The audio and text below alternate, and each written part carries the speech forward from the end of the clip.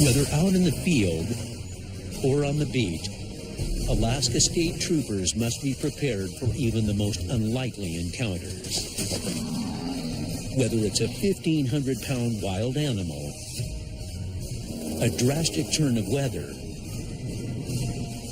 or one of the state's harshest locales, this is the last frontier.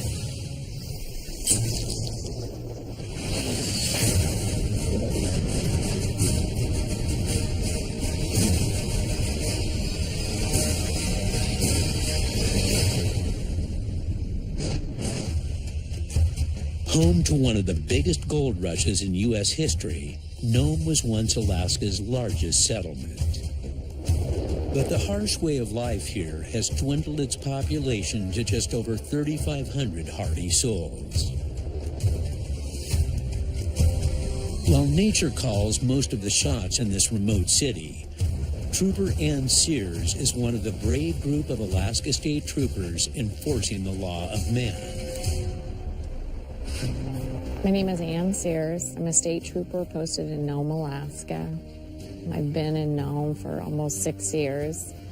I'm the oversight trooper for 2 villages right now for Brevig Mission and Teller. Nome itself, since we're on the water, we get affected quite a bit by the weather, just, from our position in Alaska. And it's a pretty rough place to live if you're not used to living someplace that doesn't have any trees, where the wind blows a lot. With 8-month-long winters and temperatures pushing 60 degrees below zero, the area doesn't attract a lot of newcomers.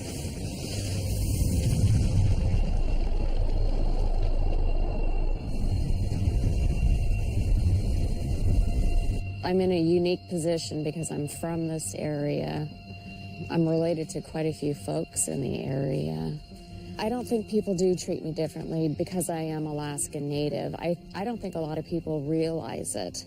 When I go to a call, they don't care who I am or what I am or where I'm from.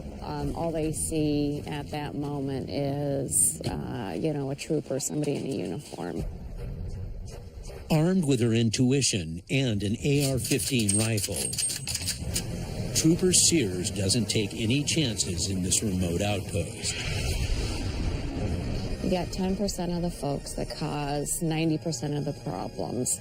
Everybody else, is trying to make a living, raise their families. They're great folks. When they're drinking, they're not. They end up in jail or they end up with me. That's all.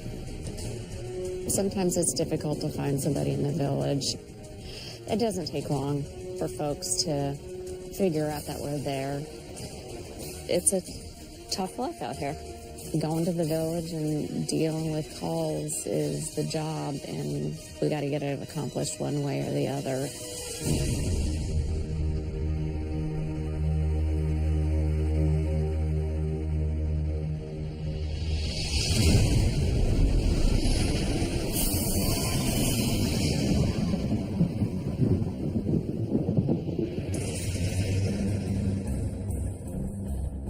Today, Trooper Sears is heading out to the village of Brevig Mission, located 65 air miles outside of Nome.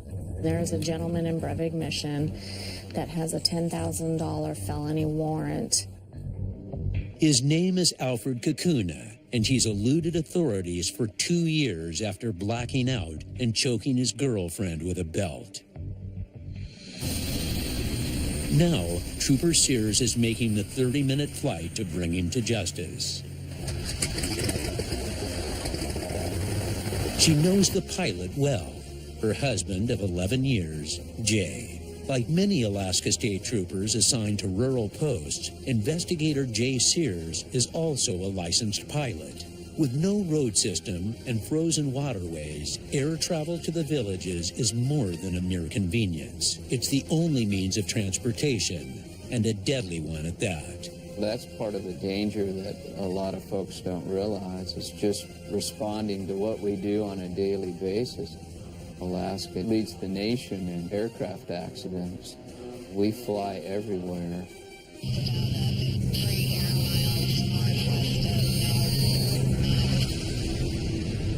After a half hour, they arrive at the native village.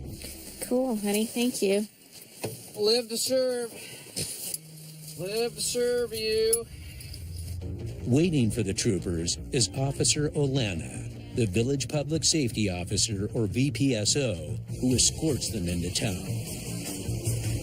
But traveling on the ground is just as challenging. From late fall to late spring, the village's gravel roads are covered in over 4 feet of snow.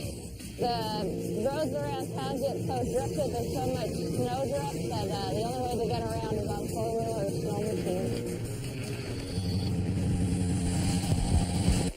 Officer Olena briefs Trooper Sears on the situation. The person that we're looking for, Alfred, is at his mother's house, but it kind of sounds like maybe Alfred has gotten an idea that he might get arrested on this warrant.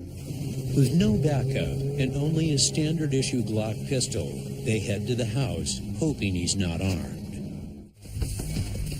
There's no back door, is there? No. On this place? Okay.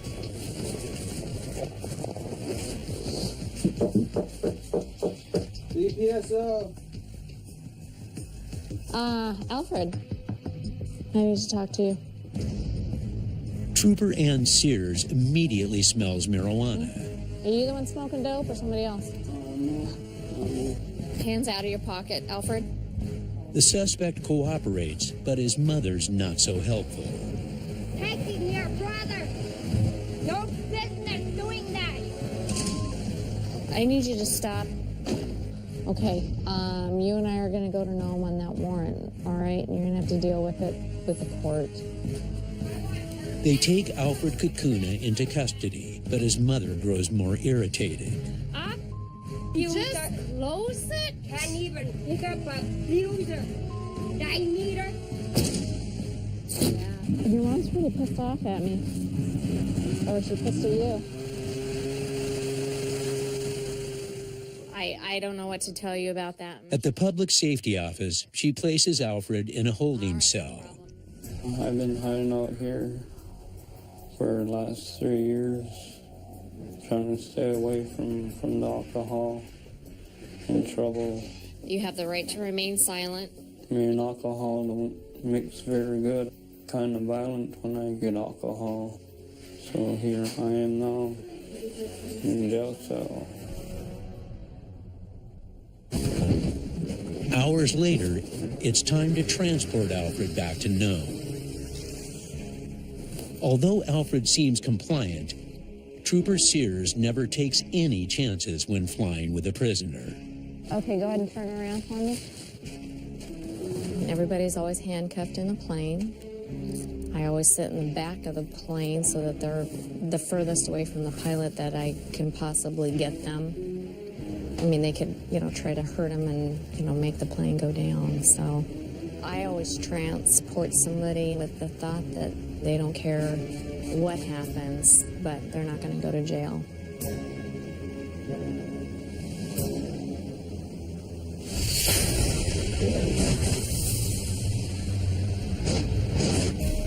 "5 months after getting out of jail, troopers arrest Alfred on a new assault charge.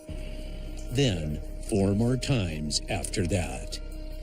It's another hard lesson that justice must be done, whatever the cost, in this land of brutal extremes. 550 miles away,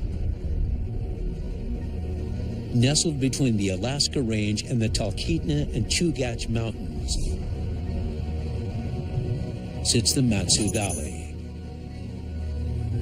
Originally settled by trappers and miners, and surrounded completely by wilderness,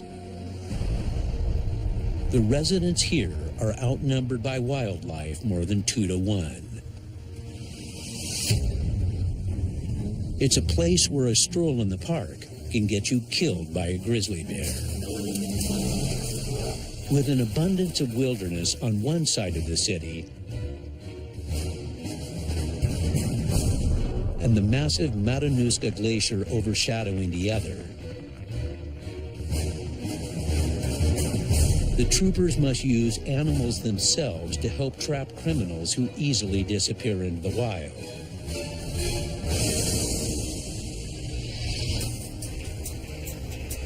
Rolly and I have been a K-9 team for 6 years. Typically, I get called out to track suspects through the woods, track lost people. When we're actually working, he doesn't really care too much about other distractions. He's solely focused on working because that's essentially the most important thing to him.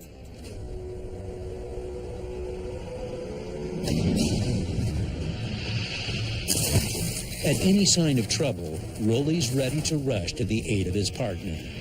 We've got a remote access device that we carry on our duty belt. Basically, I press a button and the rear door that is on Rolly's kennel comes open, and he's trained to come search for me or come directly to where I'm at.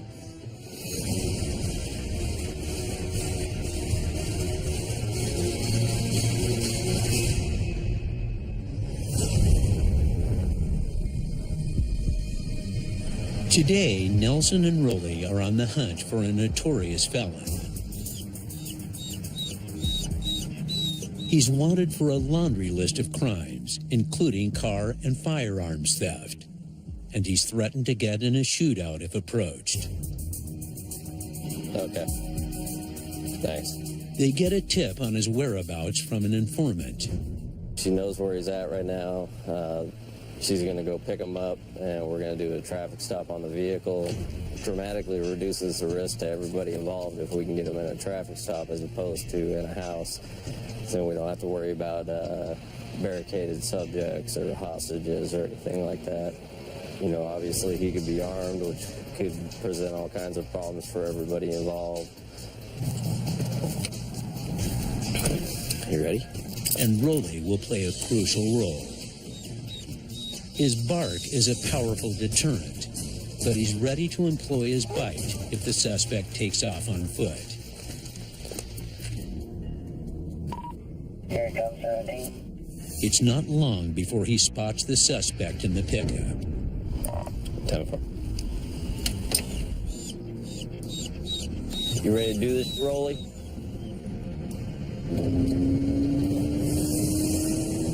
Americom 17, 1036.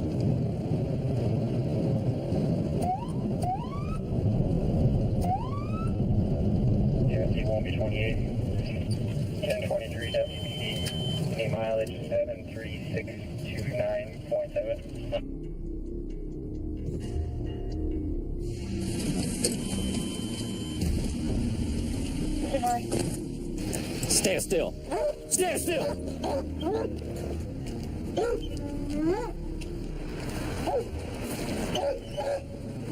Stand still. Rear passenger, come out of the car.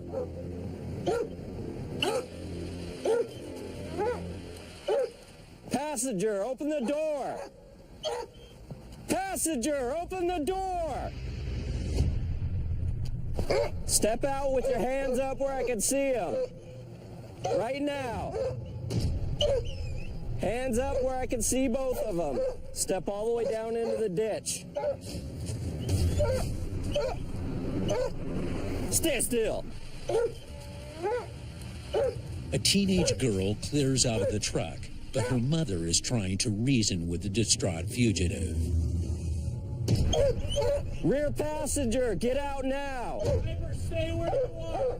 Rear passenger, get out now. Driver, stay where you are.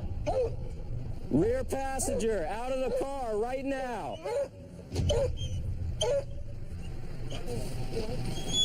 Rear passenger, get out of the car. Just a second. If you're gonna stay there, at least show me both of your hands above your head right now. Both of your hands, keep them up where I can see them. Both of them high. Let me see both of your hands, please. Hey, You better talk some sense into him, all right? Tell him to come out of the car with both of his hands showing. Hold on, officer. Hold on, officer, please. All right, this is your last opportunity. Come out now. Wait. Come out now. The man inside the car is armed and threatening to shoot. Passenger, last opportunity. Come out. Officer, please. Get out now. All right. I got you covered.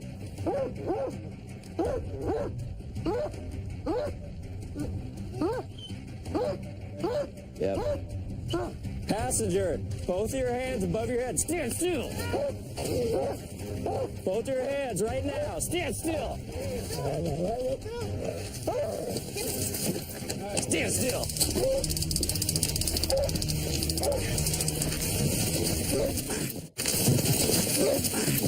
Both the hands. Both the hands. Stand still. Give me your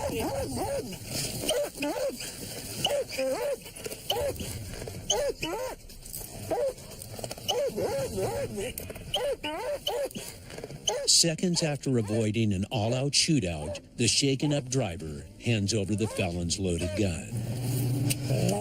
Stand still. Anything else on it that's gonna poke me? Okay, grenade. No, it's not true. I don't have no grenade.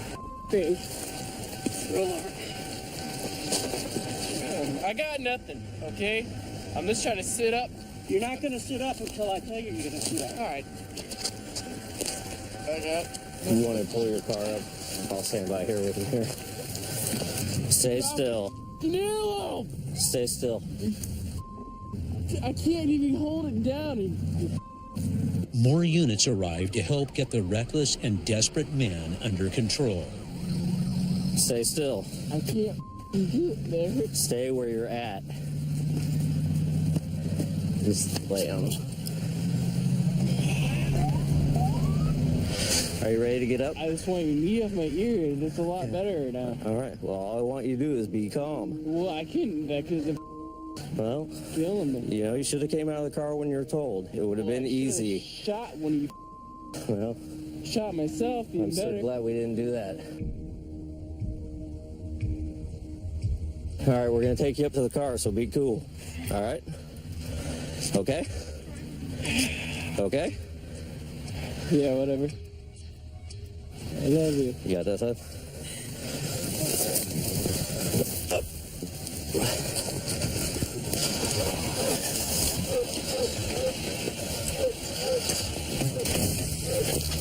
All right, enough of that. We're gonna hobble him up on the ground. On the ground. Where your hobble at?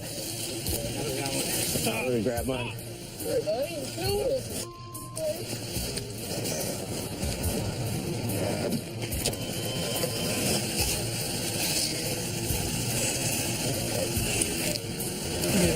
Don't give him nothing.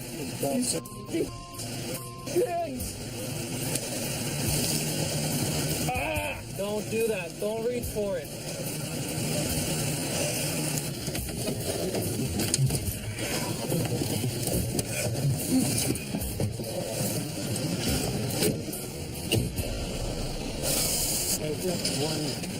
One round from the chamber. Where did you find the pistol at? That's what she's trying to get away from. He had the gun with him. It's the one that didn't have my name on it. Man.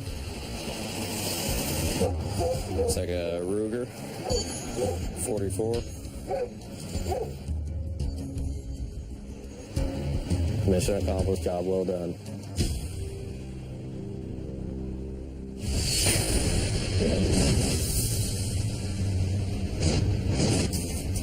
He pleads guilty to violating the terms of his probation and serves 60 days in jail, and has since been convicted of first-degree burglary and is currently serving 5 years probation.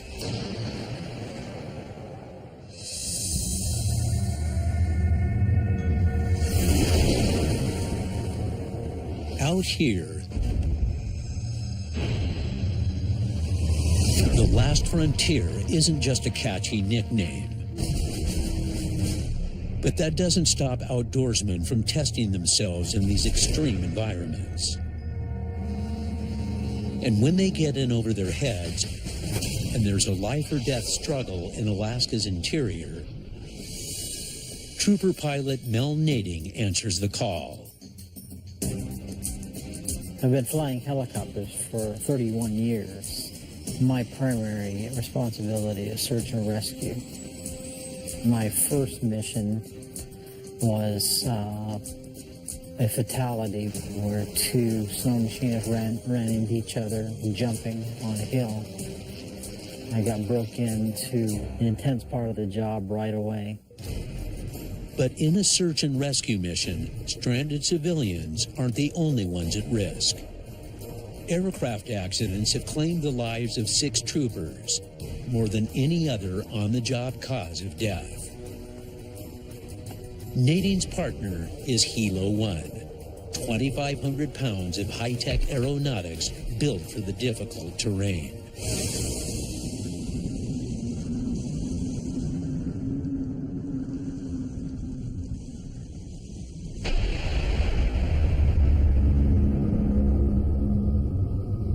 It's February in Alaska's Talkeetna Mountains. Up here, the peaks reach 8,000 feet. Temperatures drop to -48, and the wind gusts up to 51 miles an hour. For the unwitting, the Talkeetna Mountains can be a death trap.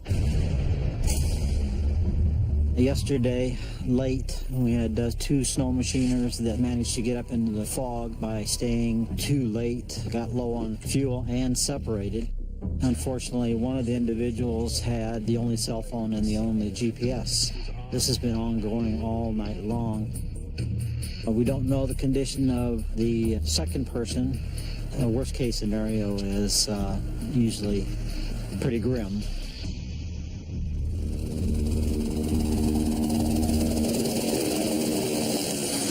Now, Alaska State Trooper pilot Mel Nading and search and rescue volunteer Scott Horacek must comb the Talkeetna Mountains for signs of the lost snow machiners. At these temperatures, the men will only have a few hours before death from exposure is a very real danger. Go up to our last known coordinate and start working our way out. See anything moving, yell out, keep your eyes on that spot, and I'll turn to it, okay? Yeah, a bunch of fresh tracks up in here. This has got to be our guys' track. Yeah. They're all over the place here. So it'll be this area right here. They're in the zone.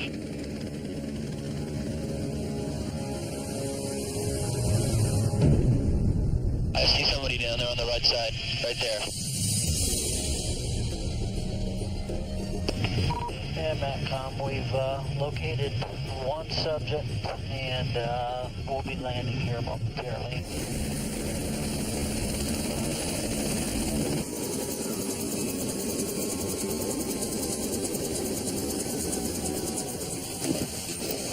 Hi, are you Josh? Yeah. How you doing?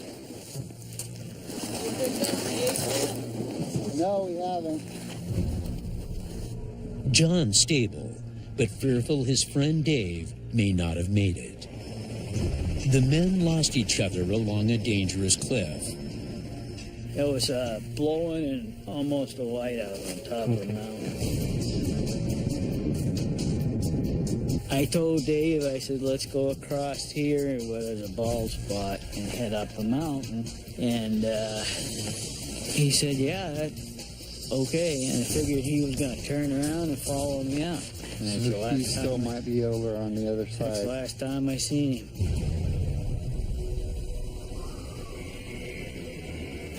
Matcom, Hilo 1. Hilo 1, you were 10-1. We knew we would find this one. It's the other guy that we're concerned about. Now it's a race against the clock to save the other snow machiner. And Matcom, Halo 1 is 1019 back over to the rescue parking lot with John, and we'll be dropping him off there and then continuing the search. Copy.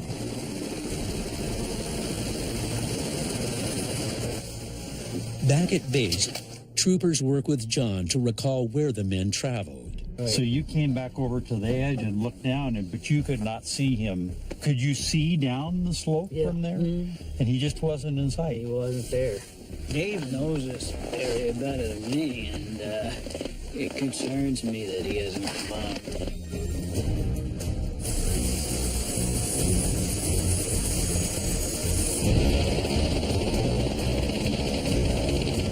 Okay, let's go find this guy now. Trooper pilot Mel Nading and Hilo 1 scour the terrain for any signs of Dave, hoping to get lucky.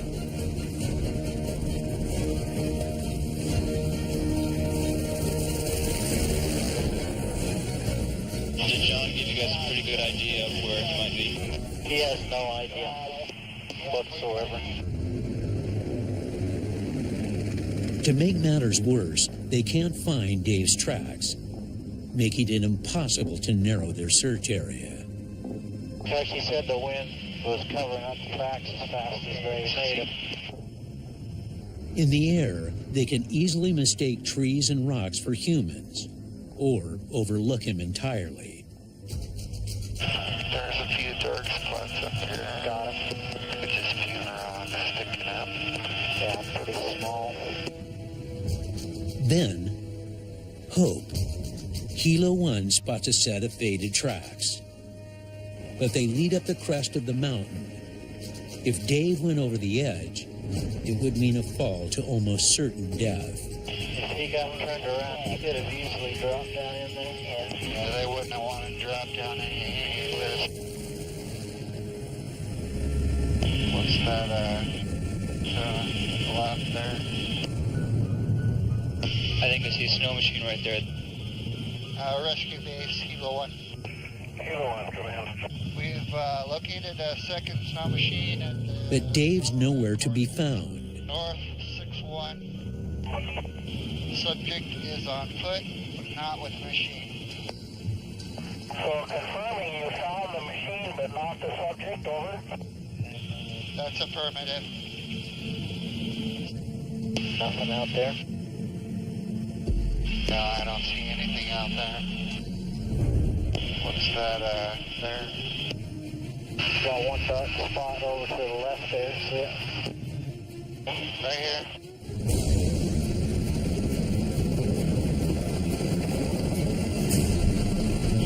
There he is.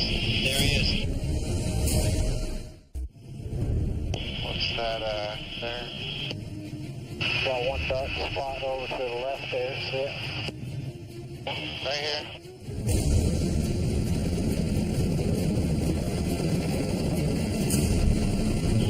There he is. There he is. Rescue base, Kilo 1. We have the subject in sight. The subject vertical and moving. That's affirmative. Team 3 base, do you copy? Over Team 3. Roger, do you copy that Hilo is going to be picking up our subject? Roger, roger. Rescue base, sure we're landing at this time. Roger.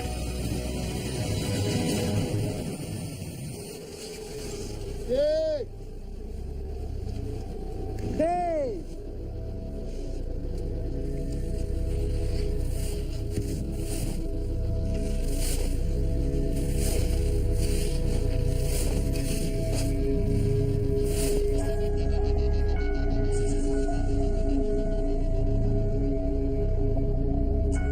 Dave, how you doing? Good. You doing okay? You word from John. Yeah, we got him. Got him down at the. He's back at the track. I tracked him for last night. Picked up his trail this morning. Yeah.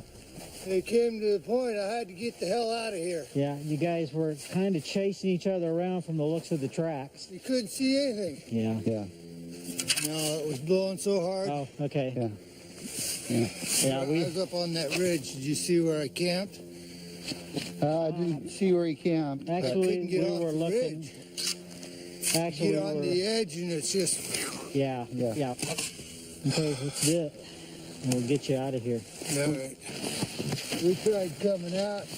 Couldn't see 5 feet in front of you going up the hill.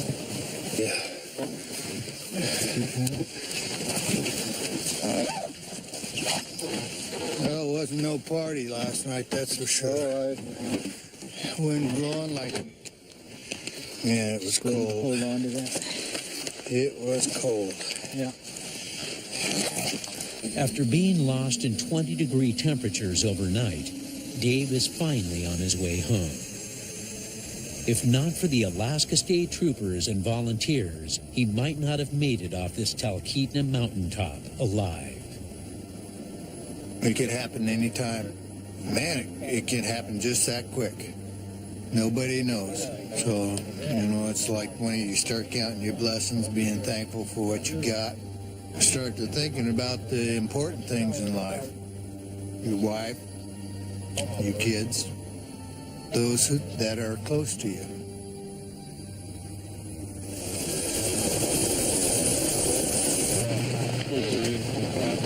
Still got one more team out. Yeah, Team 2's be a little bit behind these guys. Hey there, partner. You look like you had a rough night there, buddy. It was cold. It was cold. It was cold. Very thankful that we have people here to do this for us. Very thankful for these guys. That's for sure. Not a problem. Glad you made it back safe. Otherwise, we'd be out there froze.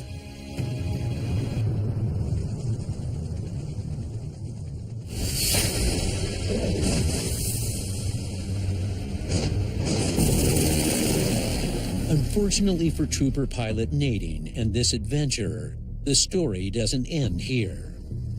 Only 2 winters later, on the remote Ninilchik Glacier, Nadine and Hilo 1 rescue the same man from the bottom of a crevasse.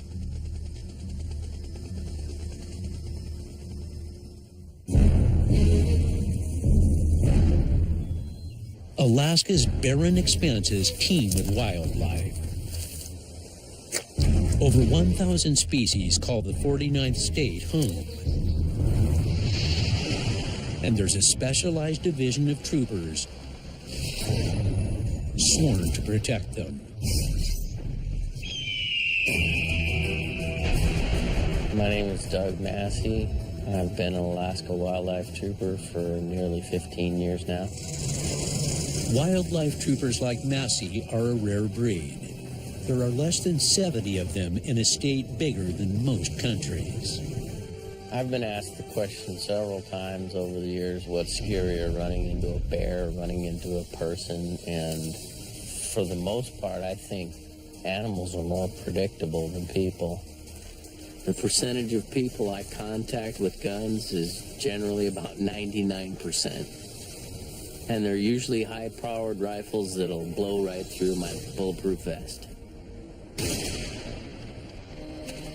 Alaska is my home. Alaska is my life. Alaska is worth protecting at all costs.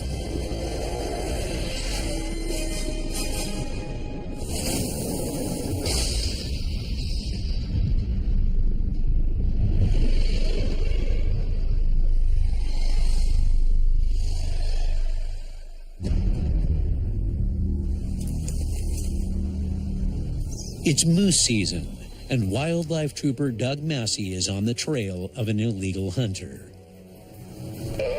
Hi, this is Sergeant Massey with the Wildlife Troopers. Tell me what's going on. I have a buddy who went hunting yesterday. Long story short, he shot an illegal moose and left it lay out there because he didn't want to get caught. He didn't want to get in trouble. My main concern is finding out where this animal is and see if we can make an attempt to salvage it. It's been a day and a half since the fatal shot, so Massey and Trooper Lindbergh must work quickly to save the meat. Yesterday at 9, So it's AM or PM? AM. It's marginal right now. Yeah, it's going to be close. I got some pretty crude directions. I'm going to try to see if I can locate the animal from what he gave me. If it's what they say it was, they left the whole animal there. That's wanton waste, $10,000 fine, and a maximum of 2 years in jail, and loss of all equipment and privileges. This right here is considered the most serious wildlife offense.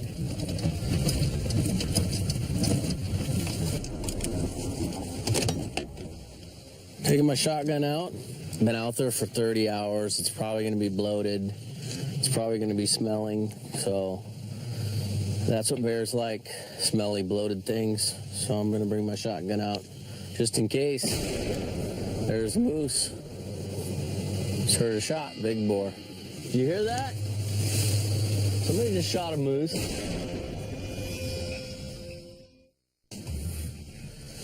Let's do it. Keep your eyes open for some disturbance in the weeds over there. All right. Bear tracks. There's bear tracks out there? Yeah. I'm gonna go ahead and put one in there just in case.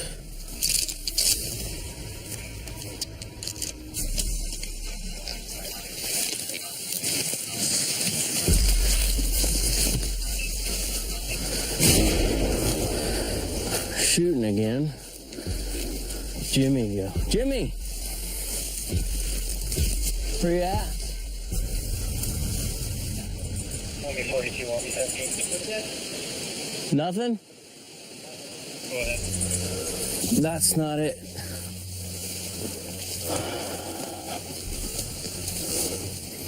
That's an old one. Kill site back there, it's a cow. It's months, weeks, months old, probably months old. Let's roll out. Back at the boat launch, the troopers meet up with the caller who's ready to lead them to the site of the illegal kill. What we're gonna have to do is get a boat. Okay. Otherwise it'll take all day.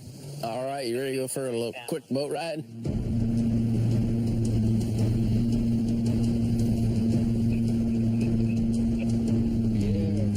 Real shallow.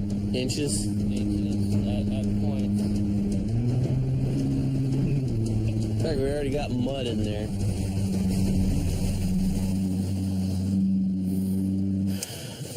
This is it. We can't go any further. Shotgun. Metal detector. Saw.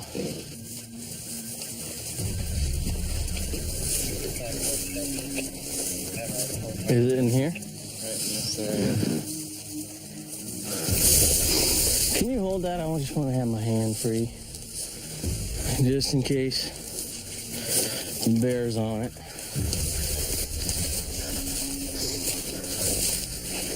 This is really thick. Did you find it?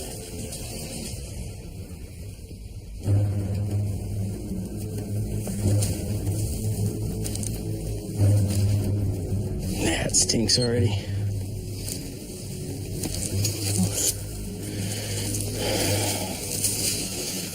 Yeah, oh, bummer. Hair's slipping already.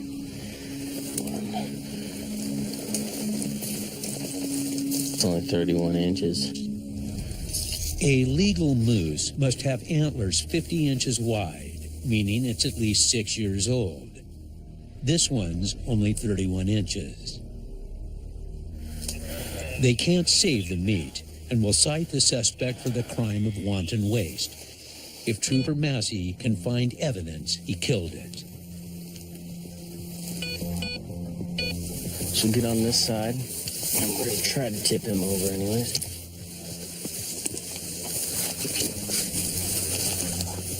I just want to establish right off the bat that it didn't just keel over and die.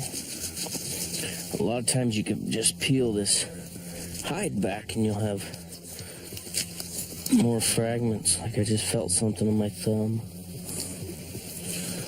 Piece of lead. Yeah. He takes the antlers as evidence. What I try to do is keep them the width I found them, that way show it sublegal. Up. And I got this. There you have it. All 4 quarters are here. It's wanton waste, sublegal. I appreciate what you did. Without you, I'd have had nothing.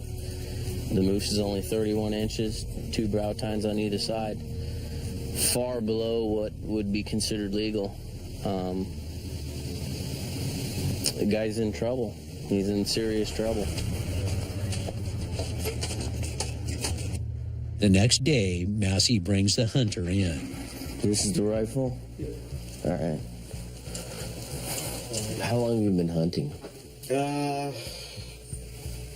Since I was about 10. What made you think it was legal? An old friend of mine had told me the easiest way for you to tell whether or not a bull is legal is if the antlers pass the midsection of the hump.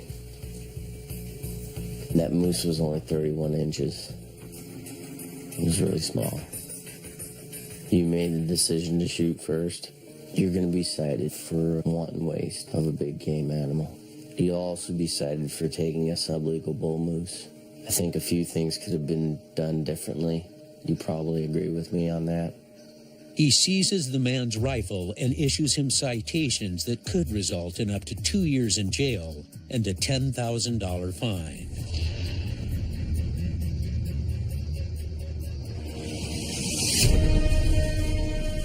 While wildlife troopers crack down on illegal behavior in the bear-infested wilderness of Alaska's interior, the blue-shirted troopers in the cities must keep the peace in the state's growing urban areas. Like the scenic Matsu Valley. Wedged in a glacier-carved basin 35 miles north of Anchorage, Alaska's fastest-growing region is pockmarked with more than 1,000 lakes and natural areas. Here, busy roads snake around these obstacles like alpine switchbacks, hazardous even at normal speeds.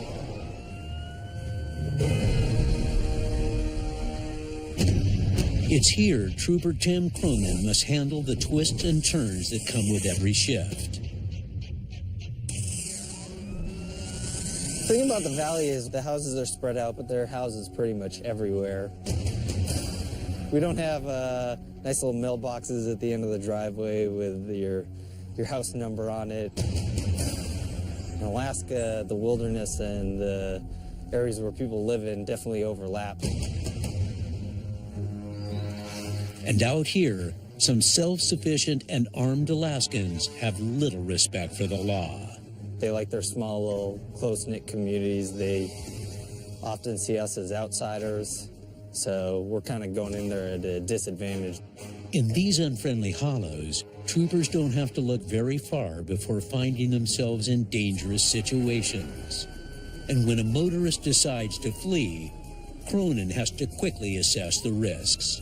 You've got two types of people in those pursuits. You've got the people that really want to get away, and they'll do anything to get away, whether it means, hurting you, hurting someone else, killing themselves in a car crash, getting out, attacking you, shooting at you.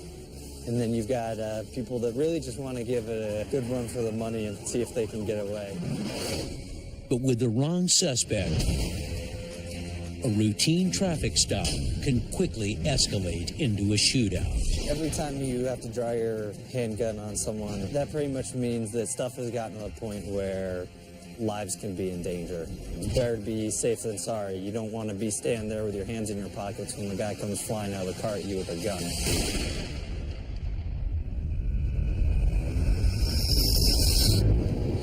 It's near midnight, and Trooper Cronin's night is in full swing.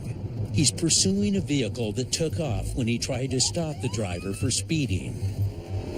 He turned off his lights. Back on 1B43, I'm on Horizon. I turned around on a vehicle. He took off at a pretty high rate of speed. I'm still trying to catch up to him.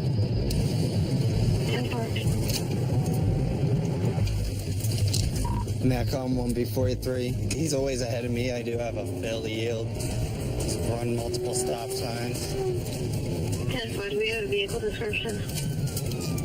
It's maroon.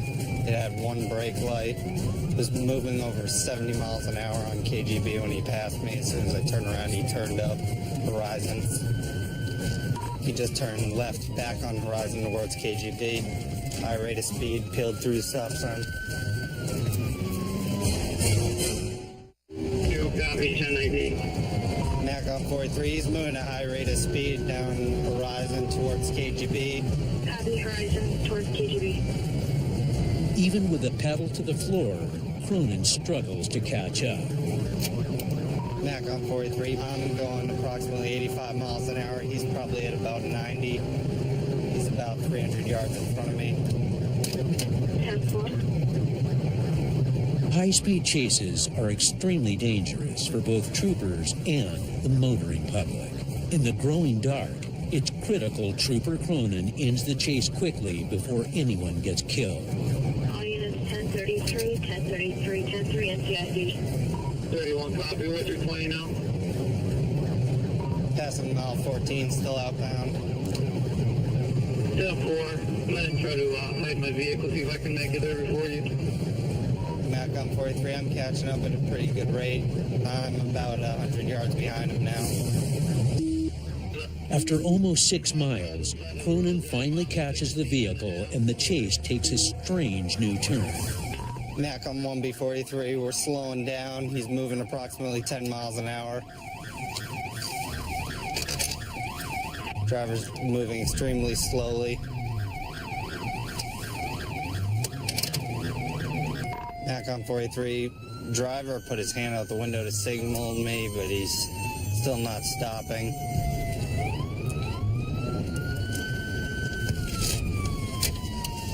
We're stopping at Gleason Lane. Copy, stopped at Gleason. Driver, turn the vehicle off! 10-4, Keep your hands out the window, step out slowly. Reach down with your right hand. 10-4, continue. Break 30, 12, 10-20. Step out of the vehicle. KGB. Now turn around. Back up towards me. Keep going. Stop. Get down on your knees. Inlet vistas in KGB, we can be there. Put your hands behind your back. Do not move. Do you understand me? 10-4.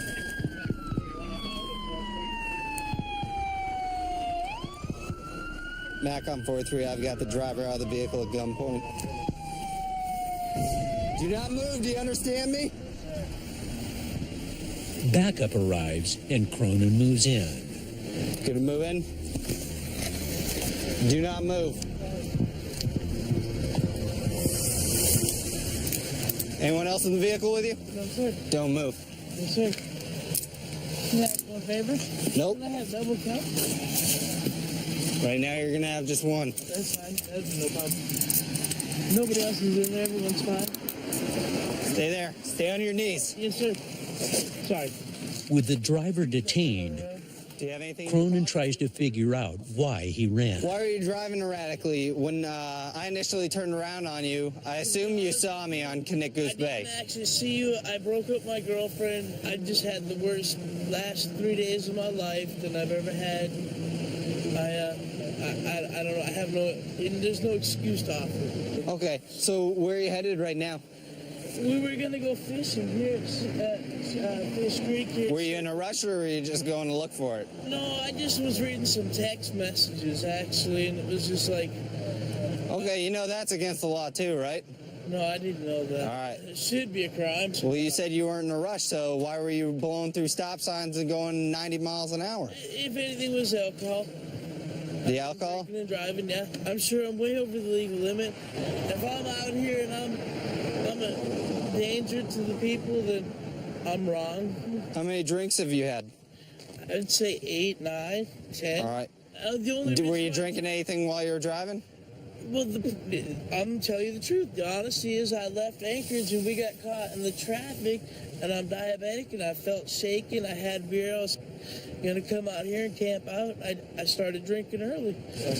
So 13 open beers.